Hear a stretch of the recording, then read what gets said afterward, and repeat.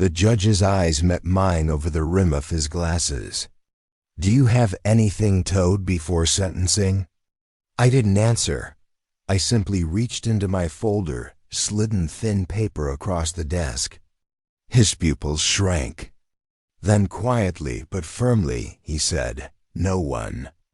Moves. Immediate likeless the doors. Gasps. My wife's lawyer dropped his pen. The bailiff froze mid-step. And from the rear, the sharp stomp of boots echoed as military police poured into the courtroom. I sat still, hands folded, calm. When I left, my daughter was 8. She ran into my arms the night before deployment, clutching the stuffed fox I'd given her. "Promise you'll come back," she said. I promised. I didn't tell her where I was going. No one knew, not even my wife. Black apparitions. Our shadows wrapped insolence. You vanish and the world forgets you were ever there. 8 months in hostile territory. No comes, no light, no name, just orders. When I returned, there were no balloons, now'll come, just an envelope on the kitchen counter. Divorce papers signed by her. No explanation, no note. Before I could ask why, 2 police cars pulled up. They told me her father had been murdered 3 months earlier. She told them I'd threatened him before I left. My own daughter, now 11, testified that I had come home once during deployment to finish it. They had my DNA at the scene, my fingerprints on. The murder weapon. It was airtight. Too airtight. And so within a week of coming home, I was in a concrete cell staring at a flickering light bulb. But you don't survive black ops without learning patience. While the public defender fumbled through files, I listened.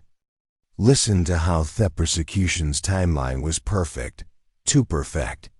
They had taken something from my family, my reputation, my freedom.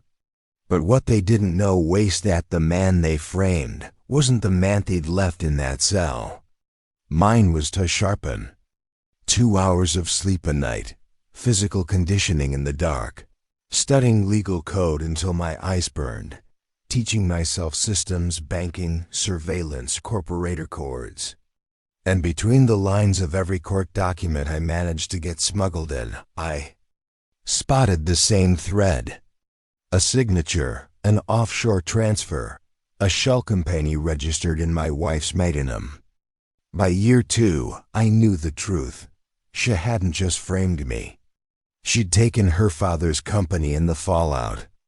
And my daughter, she'd been fed lies, grew mad to believe I was a monster. That knowledge didn't break me, it crystallized me. I wrote letters. That never reached her, but always reassured the right hands. Investigators I'd served with, men who owed me their lives.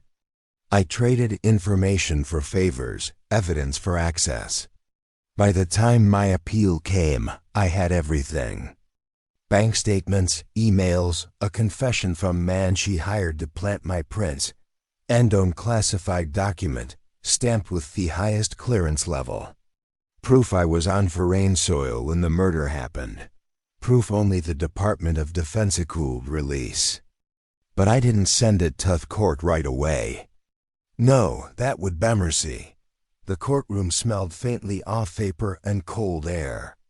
She was 2 rows ahead of me. New diamond on her finger, that same smug tilt of her chin.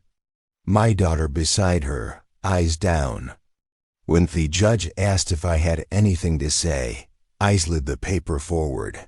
It wasn't a plea. It wasn't an argument. It was an official mission debrief, signed by my commanding officer detailing my exact location during the murder thousands of miles away. The judge read it once, twice. His hand trembled slightly as he whispered to the bailiff, "Seal the courtroom, bring in the MPs." The military police swept in, weapons low but ready. The color drained from her face. The judge's voice was sharper now. "Mrs. Langley, your testimony under oath directly contradicts classified military records. You are under arrest for perjury, obstruction of justice, and conspiracy to commit murder. Her lawyer's papers scattered across the desk. My daughter's head snapped.